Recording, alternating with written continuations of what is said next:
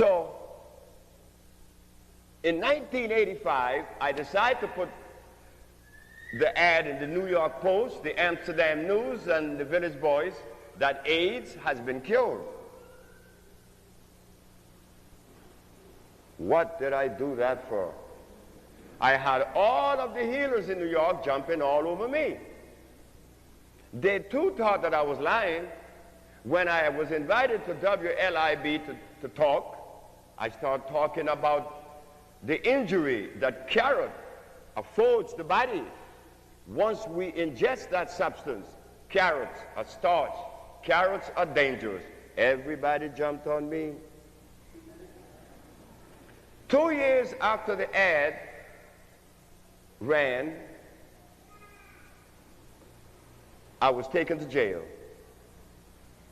Now there it is. Remember what I said, that truth today is very difficult for us to identify or to support, because the land in which we live is not supported by truth. So when truth comes, it is scary. It puts fear in you. Even when someone tells you the truth, it is scary as you want it to be. I was arrested. When they was putting the handcuffs on me, I asked the detectives, why are you arresting me? Because you claim to cure AIDS and sickle cell anemia and diabetes and lupus, herpes, and the rest. I said, sir, I ask you again, why are you arresting me? I know what I said. I want to know, why are you arresting me? And what was the answer? Because you said that. I said, but I know that. Why are you arresting me?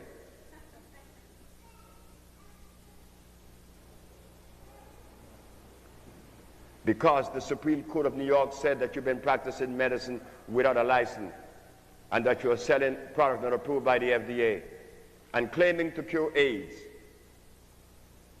which is a fraudulent claim. I say, how do you know that?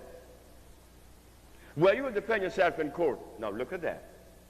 I tell the truth. I had to get a lawyer. I had to go to court. I had to defend myself. And after I won, now what? You still don't believe it. Because it is truth. You cannot sell truth in today's society. What you sell is a lie. Coca-Cola. Coca-Cola sells more than any product that is American all over the world. Yet Coca-Cola would eat your liver. It would eat up your intestines and your esophagus. But it sells. Protein. Protein sells. Everybody has brags in his house. Why? Because I need my protein. My liquid protein. Another lie. Because when you ask the question, if protein is a necessary food, is it alive? Because food that nourishes these cells has to be alive and electrical. Protein has no electricity.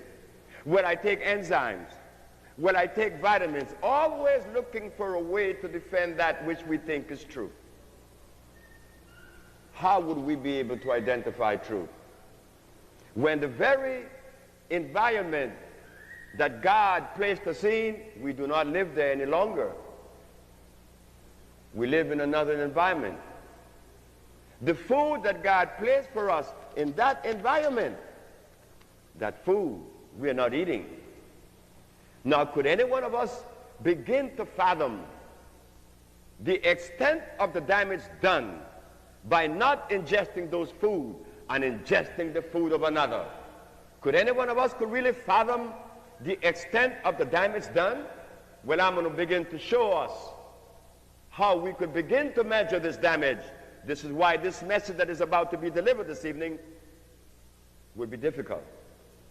It will be difficult because when the African was making babies 500 years prior to slavery, the African didn't have chitlins in his diet.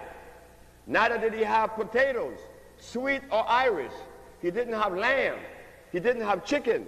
He didn't have cheese. He didn't have no butter with biscuits. He didn't have any cake, didn't have eggs. He didn't have any of the components that causes disease. This was not in his diet. So the quality of the babies that was born from that sperm, that baby was as healthy as God wanted to be. So you and I are the result of a sperm that had cheese, butter, eggs, alcohol, and cigarettes. Not talk about the drugs. Then they made love to our mother, and we are the product of that love. And then we have the nerve to tell each other that we don't have time for each other, that because she takes drugs, that she is not like me. Well, I'm not about a prostitute nor a drug addict. I am both. We have been violated. So that child is now on drugs, and you think it is her fault. The environment spermed that. That is the result of the environment in which we live. Because when we live in the environment that God gave us, there was no such thing as drugs. So why is she a drug addict and a prostitute? Is it God? No, it is the environment. Now, we are looking for healing. We want healing. We need healing. When the psychiatrists are looking as to the reason why they are shooing them up in the school, they are overlooking the food that they're eating. And how do I know? The crazy woman that was brought from Mexico? Well, all of us know that insanity should be treated to the nervous system. I gave her everything for the central nervous system that worked for other people. With her, it didn't work. My wife said from the kitchen, go to her guts. And when I went to her intestines, 2 days later, she was no longer insane, telling us that, yes, it is the food that we eat that makes us sick. But how many of us are qualified now to select from this planet the food that God made for us? None of us.